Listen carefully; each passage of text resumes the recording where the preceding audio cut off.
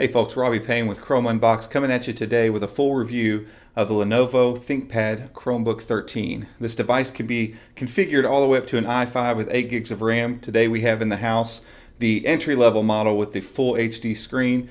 It comes packing the Celeron 3855U, 4 gigs of RAM and 16 gigs of internal storage. And while it's a great performer, it doesn't do everything right, but it could be a good fit for some of you out there. So let's get in and review this guy.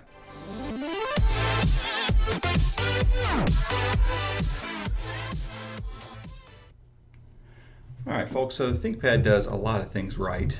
It's built really well. It's very sturdy.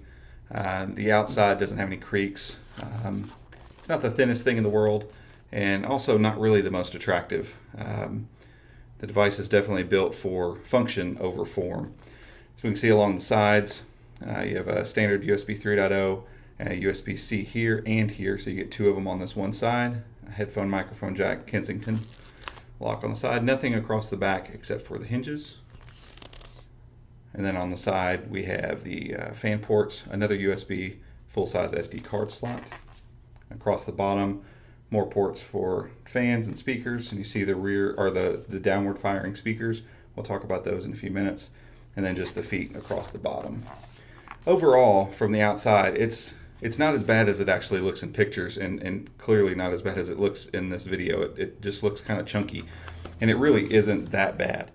Once we get inside the device, things don't really get that much more interesting. But again, this is one of those devices that does a lot of things well. Nothing that's going to turn your head or make you that excited, but it doesn't really get too many things wrong either. So let's start with the screen. We're looking at a 1080p standard 1920 by 1080 display here. The screen looks really good and is absolutely comparable to the Dell Chromebook 13. I put them side by side, and honestly the brightness of them is about the same. The viewing angles, it is an IPS display, so you get pretty good viewing angles. You see a little bit of light shifting here. Same thing on the Dell Chromebook as well. But the display is good. It gets plenty bright, so I've had no issues there, and it's anti-glare. So relatively small bezels. So again, we're not doing anything amazing here with the looks, but it's also not really offensive either. Moving now to the keyboard, this is where this device really shines. Now, some people have noted that it is missing the track point, which is the little nub that most people know on ThinkPads. It's a little red nub that sticks up there. Google is pretty specific about the way input devices work on a Chromebook, so Lenovo removed those, as well as the top two buttons that are normally here on ThinkPad. For me, it didn't bother me at all. I'm a Chrome OS user, so that wasn't something I was even looking for, but I did see quite a few comments in the threads when I posted the unboxing that was missing, and maybe it wasn't really a real ThinkPad if that was the case. But I assure you, other than those two omissions, this is a ThinkPad. It's got the exact same build as the Windows version, minus those couple little differences. But where this thing shines is the keyboard. The travel on the keys is awesome. There's a slight little shape to them here, and if you've ever typed on a ThinkPad, you'll know exactly what I'm talking about. The travel is tremendous. It just has great feedback, and typing for long periods of time was excellent on this. It is one of, if not the best keyboard I've probably ever used. And the same kind of goes for the trackpad as well. It's not glass. I'm not exactly sure what the material is that Lenovo uses for their trackpads, but it's actually really good. It tracks really, really well. All your multi-touch gestures work just fine. The click of the button is good. There's no extra wiggle and wobble that I've seen on some other Chromebooks. It performs really well. So for not being a glass trackpad, it didn't bother me in the slightest. I never once gave any thought to thinking, well, I wish I had my Dell here with me for that nice glass trackpad feel. This thing performs really, really well. It tracks really well. Multi-finger things are really good.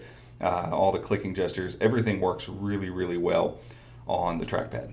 Let's talk real quickly about the internals. Now this one is able to scale all the way up to an i5 with 8 gigs of RAM. What you have before you here is the Celeron 3855U. So it's a 6th gen Skylake version of that chip, paired with 4 gigs of RAM, 16 gigs internal storage. So really pretty common layout here.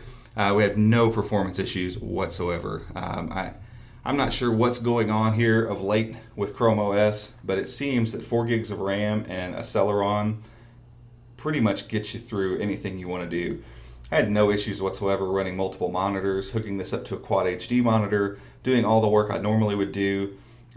it just gave me no issues whatsoever. Same thing is true of other devices with the same spec, so it's not doing anything out of the ordinary from that point of view. But Chrome OS seems to be just getting better with age and getting better on lesser hardware. I don't feel necessarily that I have to have 8 gigs of RAM anymore, and I don't necessarily feel like I have to have anything more than a Celeron or an i3, or if you're going with the Core M3. The device performs just really well, and our website has quite a few pieces of media on it, and it just loaded it up quickly, no issues whatsoever.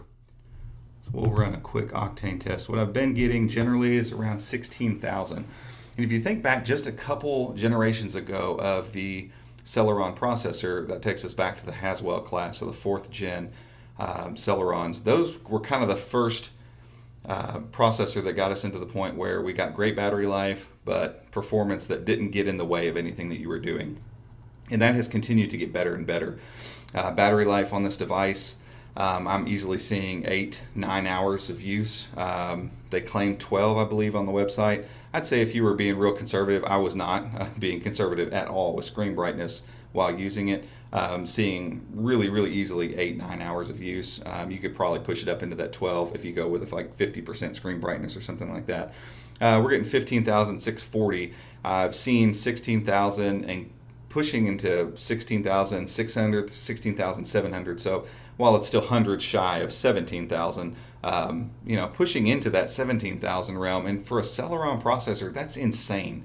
It's really fast. For reference, my 4th gen i3 Chromebook that I use on a daily basis, now I've got a lot of RAM and a lot of internal storage in it, but it normally gets in the mid 16,000s on its score. So the Celeron, the entry level, the low price budget processor now is moving into this realm of being fast enough that it just does not get in your way whatsoever. And so that's very encouraging from Chrome OS's perspective. But it's also encouraging for all these OEMs that are making devices, and from the consumers too, that we can buy the ones without having to upgrade everything in it and get a really great and solid performance experience.